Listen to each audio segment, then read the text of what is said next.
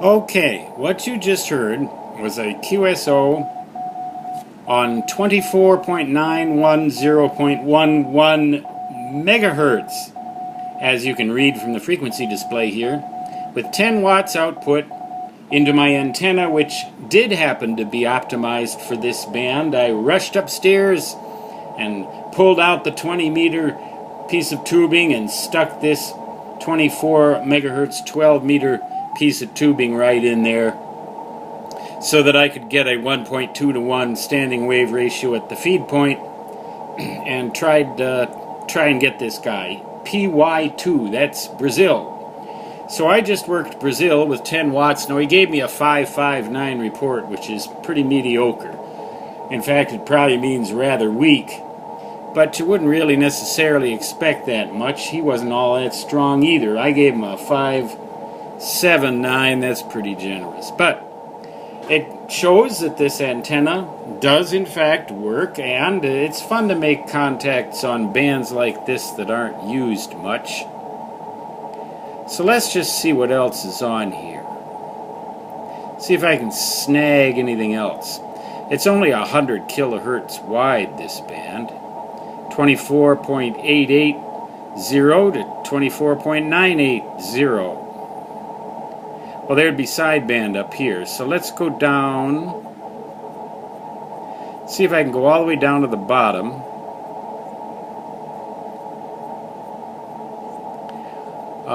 Let's see. This is Stan Gibilisco, by the way. W1GV Whiskey 1 Golf Victor. Well, there's somebody tuning up, maybe. Let's just send a CQ. QRL is the frequency in use. Apparently not.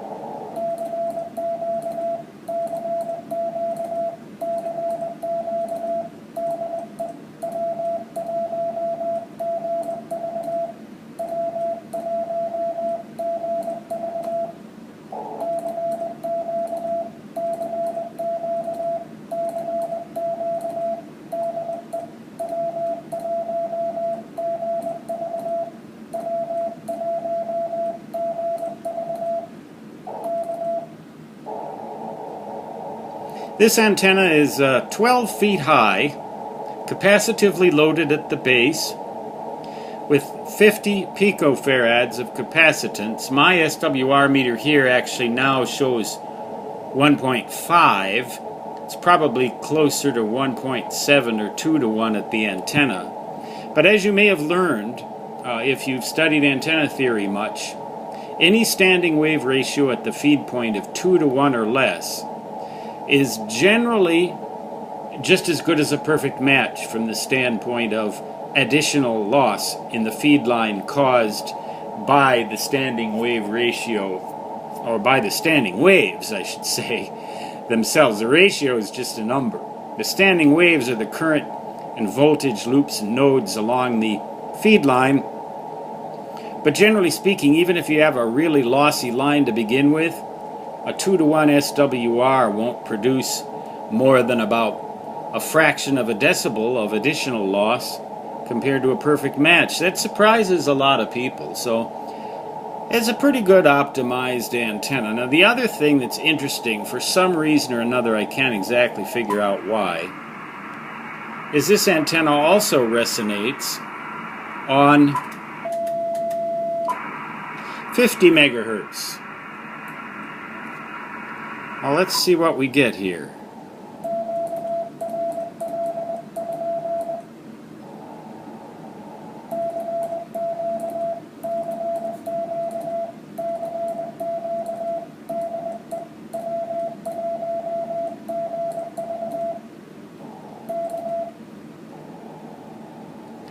I just thought I'd try that.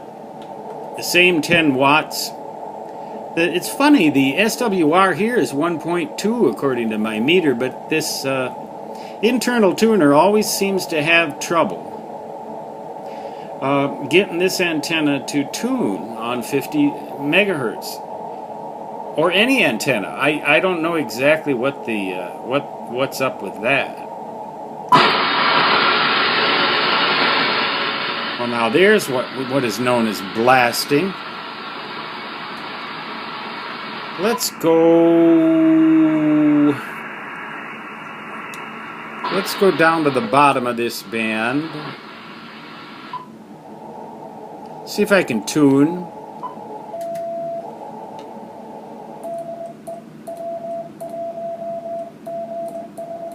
Now my SWR meter here is showing 3.5 to 1. Now you see the SWR right down there looks better than that because the tuner, it's funny, this tuner has no trouble handling a 3.5 to 1 SWR on this frequency, but a lot of trouble handling a 1.2 on 50 megahertz. Go figure. It's just these electronic dealies have their little old minds of their own. Sort of like yours truly. This isn't so much of a band watch as a band gaze. A languid gaze. Now, I'm not going to be able to get down on these other bands. Maybe I can try 15 meters. But there's a contest going on there. Let's go back to 24 megahertz again.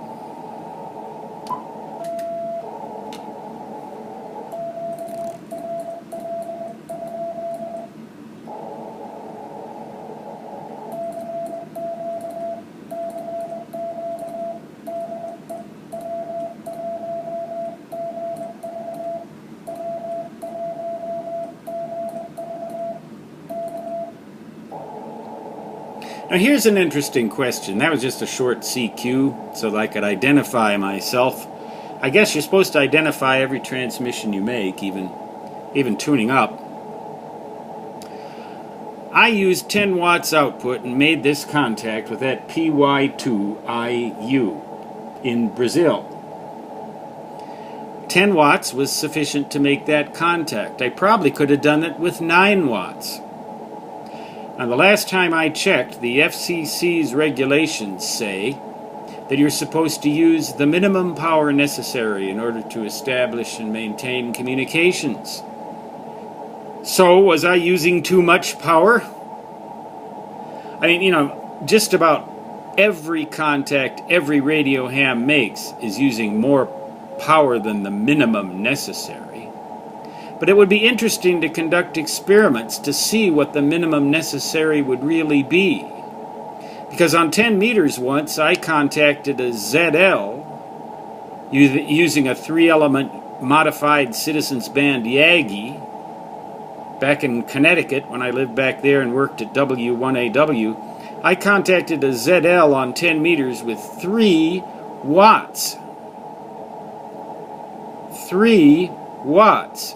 And he gave me a 579. I remember that to this day. Was that too much then?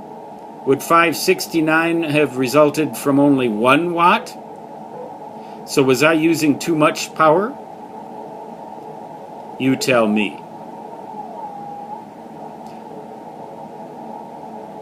Well, that's the band watch. Now, I know for a fact that the 11 meter and 10.5 meter Citizens and Free Band is open. I don't need to show you that. Well, I don't need to, but I will anyway.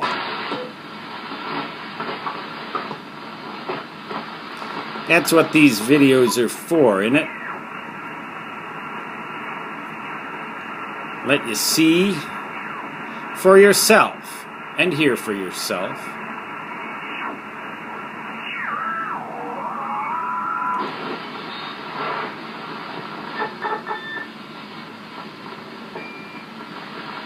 Now that 27.065 is the emergency channel 9 on Citizens Band. I heard a bunch of Spanish on there not too long ago. Now there's something going on there. Hear that?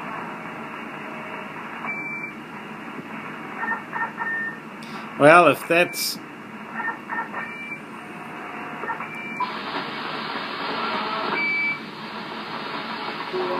Aw, shucks.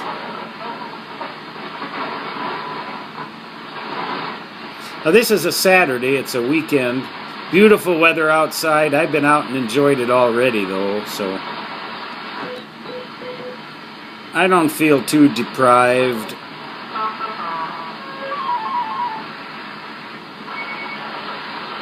Now, I don't know what those tones are for.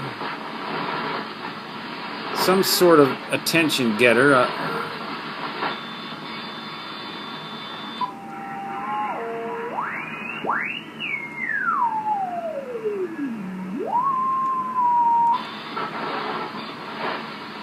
Well, the point of all of this is that there are signals here.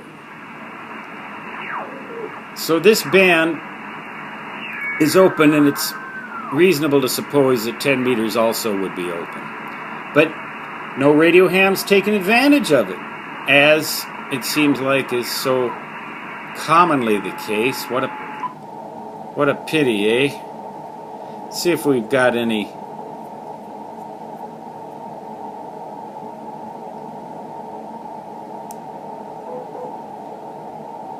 See if we got anybody popping up on here. Now, that PY station in Brazil was all alone, but he was loud enough. I mean, he wasn't overpowering, but